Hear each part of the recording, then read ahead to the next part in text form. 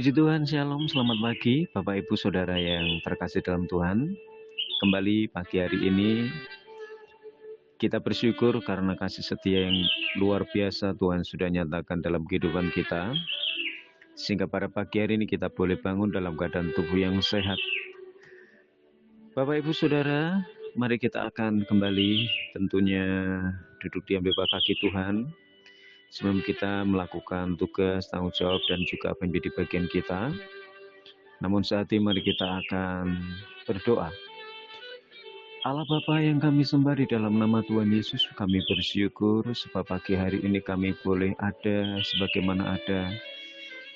Tuhan masih berikan kami kesempatan untuk hari ini dapat menikmati kasih setia-Mu Tuhan. Hari ini kami mau terus belajar untuk menjadi pribadi yang memiliki hikmat.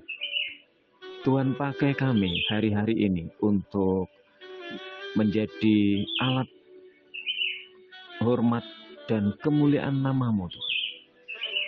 Sehingga dalam kesempatan hari-hari ini kami dapat dinikmati, kami dapat berbuah, dan sekali lagi buah yang menyenangkan hati Tuhan.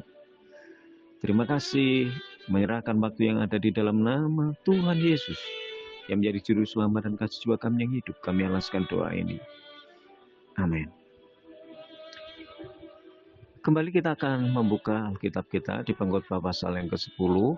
Saya akan bacakan ayat yang ke-1. 4 ayat saja saya akan bacakan.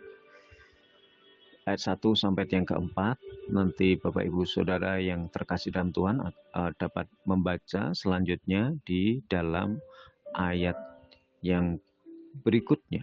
Ya, pada ayatnya yang ke-5 sampai tentunya ayat yang ke-20.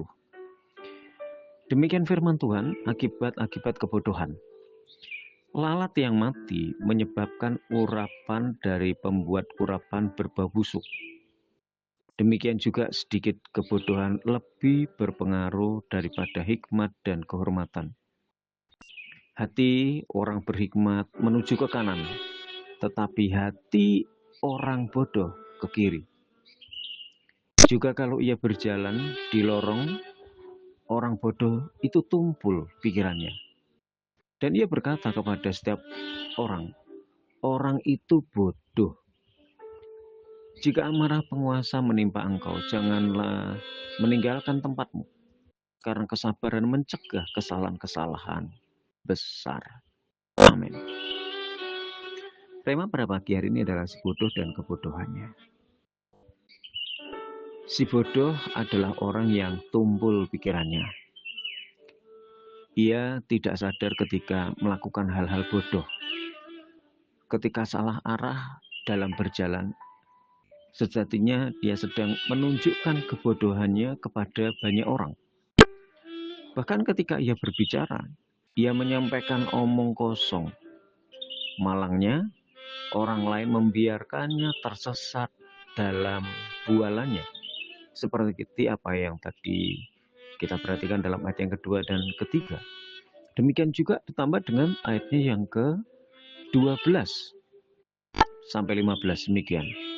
Perkataan mulut orang berhikmat menarik, tetapi bibir orang bodoh menelan orang itu sendiri. Awal perkataan yang keluar dari mulutnya adalah kebodohan, dan akhir bicaranya adalah kebebalan yang mencelakakan. Ayat 14, orang yang bodoh banyak berbicara, meskipun orang tidak tahu apa yang akan terjadi. Dan siapakah yang akan mengatakan kepadanya apa yang akan terjadi sudah dia? Jerih payah orang bodoh melelahkan orang itu sendiri, karena ia tidak mengetahui jalan ke kota. Saudara sayang, si bodoh dan kebodohannya bisa ada di mana saja. Kebodohan bisa hadir di istana, tempat di mana terdapat banyak penasihat.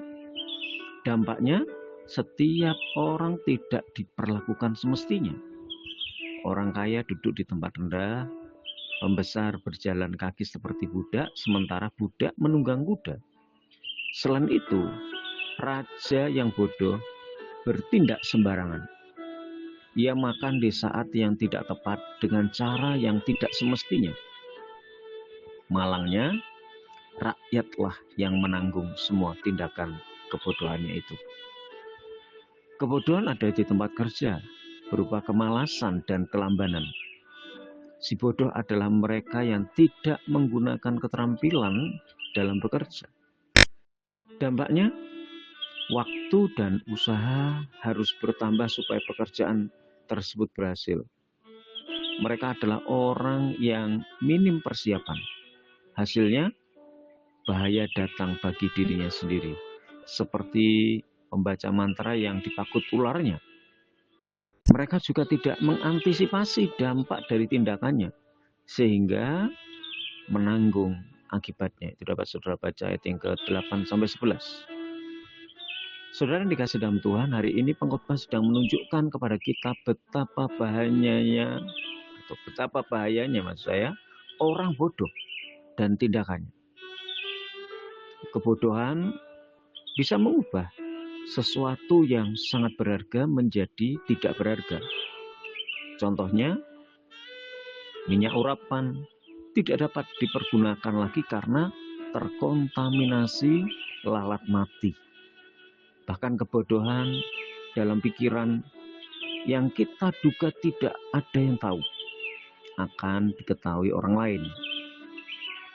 Sebab itu jangan bodoh dan hati-hatilah dalam bertindak. Jangan merasa pintar. Sebaliknya, teruslah kita mengejar hikmat agar kita peka akan kebodohan. Sementara Bapak Ibu yang kami kasih dalam Tuhan, bagaimana dengan orang yang berhikmat? Orang yang berhikmat, kita akan perhatikan bagaimana kehidupannya. Ya. Berhikmat berhubungan dengan sikap dan tindakan yang patut. Pertama-tama pengkhotbah juga menyinggung soal perkataan.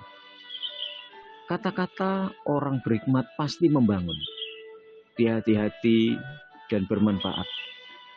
Yang sebaliknya adalah kata-kata orang bodoh tadi, pasti tidak menjadi berkat. Perkataannya bebal.